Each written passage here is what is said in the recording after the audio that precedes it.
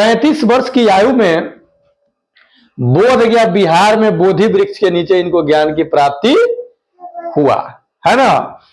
तो मेरे भाई ज्ञान की प्राप्ति अभी जस्ट बताएं, इनके माइंड में 4 बातें घर कर गया था। लोग बुढ़ा क्यों होते हैं? क्योंकि एक बुढ़े व्यक्ति को देखे थे। लोग बीमार क्यों होते हैं? एक 100 को देखे थे, मरे हुए लोग को ले जा रहा था लोग, यानी 100, और एक सन्यासी को देखे थे। ये 4 चीजों को देख करके इनके मन में ये ख्याल आया कि ऐसा क्यों होता है, चलो जरा इस चीज की खोज किया जाए, है ना। अब लोग कहता है कि ये 4 चीजें देखे, पहली बार इतना राजा के बेटे थे, इतना। जय हिंद साथियों। तो कैसे हैं? चलिए आशा करता हूं कि अच्छे होंगे, जाओगे एकदम मस्त होंगे, तंदुरुस्त होंगे, ठीक है। तो आइए आज के इस वीडियो में हम लोग जानेंगे गौतम बुद्ध से रिलेटेड जितने भी आगामी एग्जाम में जो क्वेश्चन पूछता है उन सभी से रिलेटेड आज के इस वीडियो में रहेगा। ओके, तो चलिए बिना देर किए हुए वीडियो को शुरू किया जाए, और वीडियो ज्यादा लंबा नहीं रहेगा, धैर्य बना करके देखिएगा, है ना। आइए तो जानते हैं गौतम बुद्ध जिन्हें लाइट ऑफ एशिया कहा जाता है, प्रकाश पुंज, एशिया का प्रकाश पुंज इनको बोला जाता है, इसलिए क्योंकि ये पूरा अपने ज्ञान से पूरे एशिया को चमका दिए, है ना। देखिए गौतम बुद्ध ये बाद में बुद्ध हुए, ठीक ना।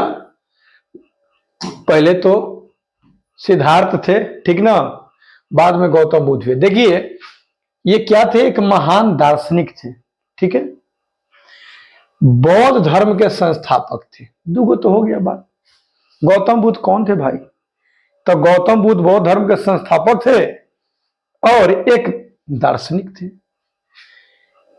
इनके जन्म की बात कहा जाए तो लुम्बिनी, जो वर्तमान में यह जगह नेपाल में है, लुम्बिनी नेपाल में हुआ। इन्होंने मानव कल्याण के लिए अपना संपूर्ण जीवन समर्पित कर दिए और संसार को सत्य, अहिंसा, करुणा और शांति का मार्ग दिखाया, ठीक ना। इन्होंने समाज को, दुनिया को, संसार को सत्य, अहिंसा, कल्याण और शांति का मार्ग दिखाया। उनकी शिक्षाएं आज भी पूरे विश्व में प्रेरणा स्रोत है। जो भी ये ज्ञान देके गए, शिक्षा देके गए, प्रकृति से संबंधित बातें बता के गए, वे सभी बातें पूरे विश्व के लिए प्रेरणा स्रोत है। ज्ञान की प्राप्ति इनको बोध गया में हुआ, ठीक ना। बुद्ध भगवान को ज्ञान की प्राप्ति कहां हुआ? इनको ज्ञान की प्राप्ति आपका हुआ बोध गया में, जो गया जिला में स्थित है। बिहार का एक जिला गया है, वहीं पे बोध गया है। पीपल के वृक्ष के नीचे, जिसको बोधि वृक्ष भी बोला जाता है, ये फिर रिपीट होगा, कोई दिक्कत नहीं। ये चिन्ह जो है इनका उपदेश का है। प्रथम उपदेश ये दिए थे सारनाथ, जो वाराणसी में है, ठीक है। और महापरिनिर्वाण कुशीनगर में हुआ, अर्थात ये सब दिन के लिए इस दुनिया को छोड़ करके चले गए, ठीक ना। अपने चाहने वालों को समझ लीजिए कि अतीम बना के चल गए। प्रतीक चिन्ह धर्म चक्र कमल है इनका, ठीक है। आइए आगे जानते हैं, इनके जीवन परिचय के बारे में जानते हैं। बेसिक सब बातें हैं, है ना। इनके पूरा नाम की अगर बात कहा जाए तो इनका पूरा नाम जो है सिद्धार्थ गौतम, यानी गौतम बुद्ध, ओके। और इनके जन्म की अगर बात कहा जाए तो इनका जन्म 563 ईसा पूर्व अर्थात ईसा मसीह के जन्म के 563 वर्ष पहले इनका जन्म हुआ। ओके, जन्म स्थान की बात कहा जाए तो जस्ट रिपीट हुआ है पीछे। लुम्बिनी ये वर्तमान में जगह कहां है? नेपाल में है, ठीक ना। पिताजी का नाम सुधोधन, जो शक के वंश के राजा थे, ठीक ना। वंश का नाम था शक और उसी के राजा थे। मम्मी का नाम गौतम बुद्ध के मम्मी का नाम, माता का नाम आपका माया देवी, माया देवी। पालन पोषण की बात कहा जाए तो महा प्रजापति गौतमी जो इनकी मौसी थी, मां का देहांत जो इनके बचपन में ही हो गया। ये बच्चे ही थे तो देखभाल पालन पोषण का जिम्मा उनकी मौसी, ठीक ना। इनका जीवन साथी बने लाइफ पार्टनर यशोधरा, अर्थात यशोधरा से इनका विवाह हुआ, ठीक है। एक पुत्र जन्म लिया जिसका नाम राहुल। ओके, बचपन में इनको सिद्धार्थ बोला जाता था। चुपिए, बचपन का नाम क्या था? सिद्धार्थ। मम्मी को बुलाने चला गया, कन्या मम्मी को बुलाने चला गया। अच्छा ठीक है, सुनो ना, हम पढ़ा रहे हैं अभी, रुक जाओ। इनका कुल जो था, पिता शाक्य कुल के थे, वंश के थे, तो शाक्य वंश। 29 वर्ष की अवस्था में मेरे भाई बेटा, पिता, मम्मी, लाइफ पार्टनर सभी को छोड़ करके और ये चले गए, और ये कहलाया गौतम बुद्ध का गृह त्याग, महाभिनिष्क्रमण कहलाया। क्या कहलाया? महाभिनिष्क्रमण कहलाया। क्या मुस्कान? 6 वर्ष इन्होंने कठोर तपस्या किए, 6 वर्ष कठोर तपस्या किए, तब इनको जाके ज्ञान की प्राप्ति हुआ। और ज्ञान की प्राप्ति का मतलब कोई ऐसा नहीं कि ये बुद्धू थे, मूर्ख थे, है ना। ज्ञान की प्राप्ति मतलब जीवन हमें कैसे जीना चाहिए, है ना, मध्यम मार्ग अपना करके जीवन जीना चाहिए, इन चीजों का इनका ज्ञान हुआ। 35 वर्ष की आयु में बोध गया, बिहार में बोधि वृक्ष के नीचे इनको ज्ञान की प्राप्ति हुआ, है ना। तो मेरे भाई, ज्ञान की प्राप्ति अभी जस्ट बताएं कि ऐसे नहीं कि ये बुद्धू थे और ज्ञान की प्राप्ति इनको हो गया है? ओके, तो ये वृक्ष के, पीपल वृक्ष के नीचे जिसको बोधि वृक्ष बोला जाता है, बोधिसत्व की प्राप्ति हुआ तो, है ना। यहां पे जब ये तपस्या कर रहे थे, लीन थे, तो एक दंत कथा है। ऐसा बोला जाता है कि जब ये उस वृक्ष के नीचे बहुत दिन से अपना कठोर तपस्या कर रहे थे, एक दिन वहां की स्थानीय नारिया लोग थी जो एक स्थानीय गीत गाते जा रही थी। क्या है बोलो ना? चलो आ रहे हैं, चलो आ रहे हैं, चलो आ रहे हैं। तो स्थानीय महिलाएं वहां की एक वहां के स्थानीय गीत गा रही थी कि बीना के तार को इतना न तान दो या कस दो कि टूट ही जाए, और इतना न ढीला रखो कि उससे आवाज ही न निकले, है ना। तब इनके माइंड में गया तुड़ी की, मतलब कि हमको न कठोर तपस्या करना है और ना ही एकदम खराब जीवन जीना है, अर्थात हमको बीच वाला रास्ता अपनाना है, नहीं मध्यम मार्ग को लेकर के हमको चलना होगा। इन्हीं बात को वो लेकर के मने माइंड में आया, जिनको लोग कहता है कि ज्ञान की प्राप्ति हुआ, ठीक है। और जब घर से ये निकले थे, राजमहल छोड़े थे, तो इनके माइंड में 4 बातें घर कर गया था। लोग बुढ़ा क्यों होते हैं? क्योंकि एक बुढ़े व्यक्ति को देखे थे। लोग बीमार क्यों होते हैं?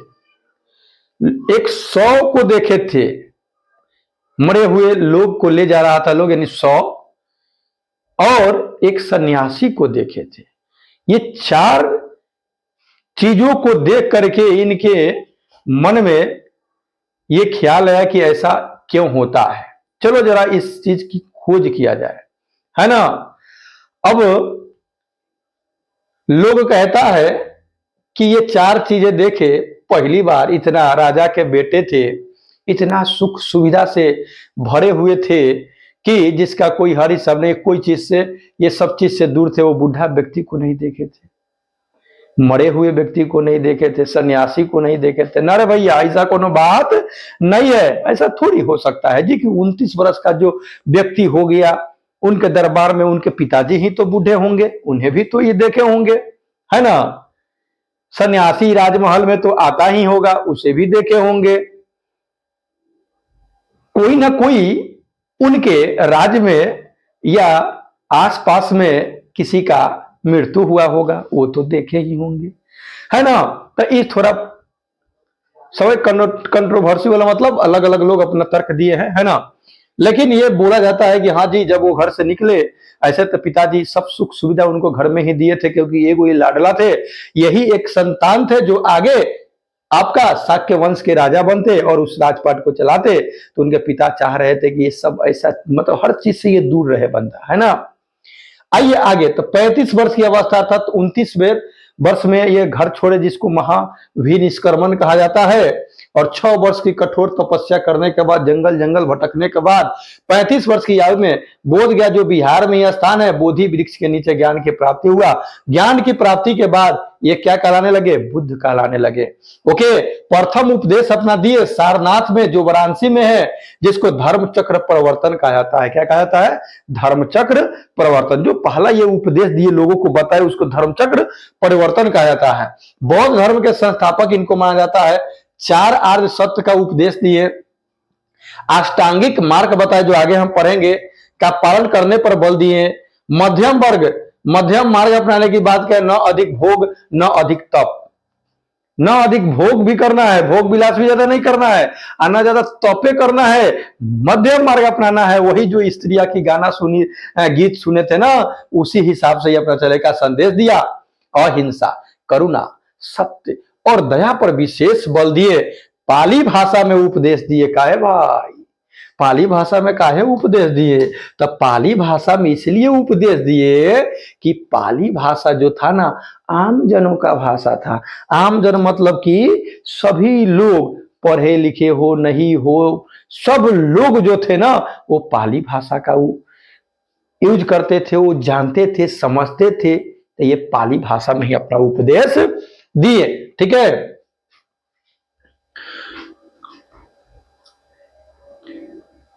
पाली भाषा में उपदेश दिए, है ना। काहे भाई? क्योंकि आम लोग उसको समझ सकता था। लगभग 45 वर्षों तक धर्म का प्रचार करते रहे। ओके, महापरिनिर्माण इनका हो गया 483 ईसा पूर्व। अब जो नए नए कंपटीशन के में एंट्री लिए होंगे, तो वो कहेंगे कि अबे ऐसे कैसे हो गया? 563 में जन्म होगा, 483 में मृत्यु होगा, ऐसे कैसे होगा? तो ये है, जिस तरह से आप गणित में पूर्णांक पढ़ते हैं, ये 0 हो गया है ना, यहां से इधर जाते हैं तो सब माइनस में होता है। जो जितना बड़ा होता है वो उतना ही छोटा होता है, जो जितना बड़ा होता है उतना ही वो छोटा होता है।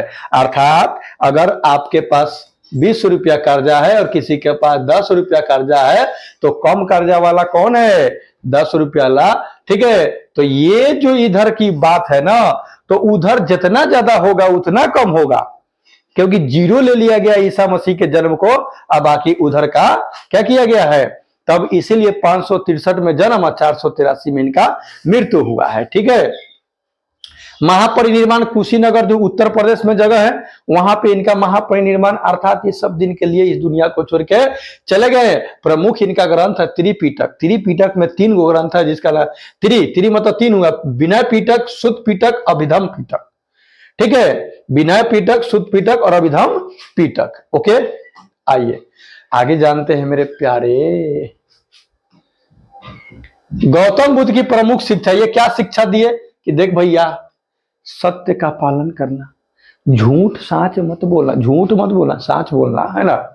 अहिंसा अपनाए, हिंसा ना करे, मार काट लड़ाई झगड़ा नहीं, इन सबसे दूर रहे, अहिंसा करें, दया और करुणा का भाव रखे, किसी भी जीव के प्रति दया और करुणा का भाव रखे, लोभ क्रोध मोह और अहंकार से दूर रहे, लोभ क्रोध मोह और अहंकार से क्या रहे, दूर रहे, मध्यम मार्ग पर चले, ना ज्यादा भोग विलास करे और ना एक बार सन्यासी हो जाए, मध्यम मार्ग पर चले, अपने विचारों को शुद्ध रखिए, विचार एकदम प्योर रखिए, यही सुख का मार्ग है। नहीं तो विचार गंदा रखिएगा तो दुख होगा, है ना। सभी प्राणियों के प्रति मैत्री भाव रखिए, सभी प्राणियों के प्रति आपको मित्रता का भाव रखना है ना।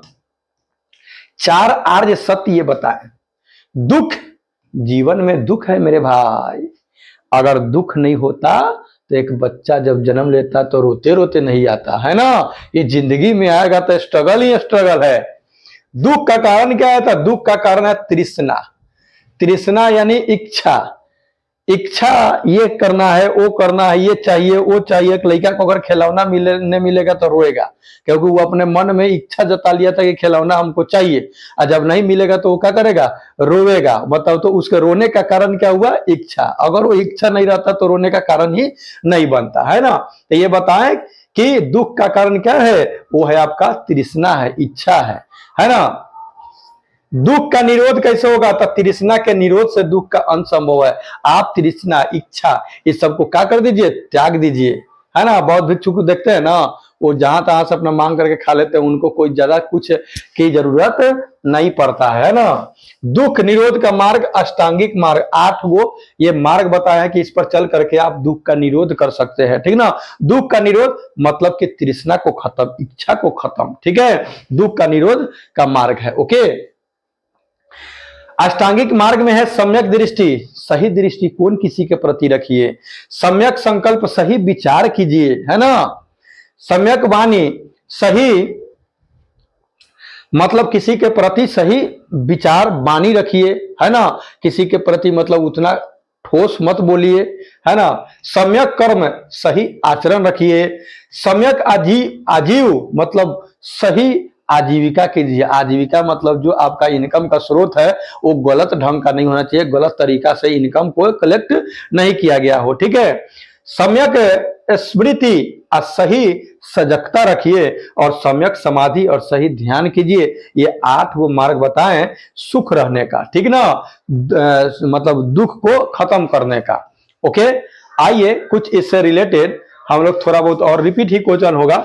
ज्ञान की प्राप्ति स्थान है बोध गया बोधि वृक्ष के नीचे, जस्ट रिपीट 3 बार हो गया। ओके, प्रथम उपदेश दिए सरनाथ वाराणसी, पाली भाषा में दिए क्योंकि पाली भाषा आमजनों का भाषा था, ठीक ना। धर्म चक्र परिवर्तन, धर्म चक्र कराया, धर्म चक्र का प्रथा 45 वर्षों तक किए। 3 रत्न था इनका, बुद्ध रत्न था, धम्म संघ, और बौद्ध धर्म की आधार है बुद्ध धम्म और संघ, ठीक ना। तो बुद्धम शरणम गच्छामि, धम्मम शरणम गच्छामि, संघम शरणम गच्छामि, ये रटता है लोग, ठीक है, बौद्ध धर्म के पालन करने वाला। अब देखिए इनका एक सबसे फेमस कोट्स है, इनका थॉट है कि मनुष्य अपने विचारों से बनता है। मनुष्य जो है ना अपने विचारों से बनता है, जैसा वो सोचता है वैसा ही बन जाता है। मनुष्य जैसे सोचेगा ना वैसा, जैसे उसके माइंड में जो कुछ भी बातें आएगी वो उसी तरह से वो क्या करेगा? अपना आचरण करता है। अर्थात मनुष्य जैसा सोचता है वैसा ही वो बन जाता है। अगर कोई कहेगा कि मेरे को IAS बनना है तो वो सोचेगा तो उस तरह से करेगा भी और बन जाएगा, है ना। अगर कोई चाहेगा टीचर बनना है तो टीचर की ही तरह वो टीचर को ही देखेगा, कौन कैसे पढ़ाता है, क्या करता है ना, उसी चक्कर में वो रहेगा और एक दिन वो टीचर भी बन जाएगा। क्या क्या एलिजिबिलिटी होता है ना। तो चलिए बौद्ध धर्म से संबंधित और भी रिलेटेड क्वेश्चन इससे जो होगा वो जैसे श्वेतांबर, दिगंबर और कहाँ कौन मतलब हुआ, ठीक है, सम्मेलन हुआ, कौन करवाया, ये सब को लेकर के हम अगले वीडियो में आएंगे। तब तक लेके इजाजत, take care and good bye. Video अगर अच्छा लगे तो लाइक वाइक कीजिए, और ना हो तो अपने दोस्तों में शेयर भी कीजिए, ठीक है। Okay, take care and good bye.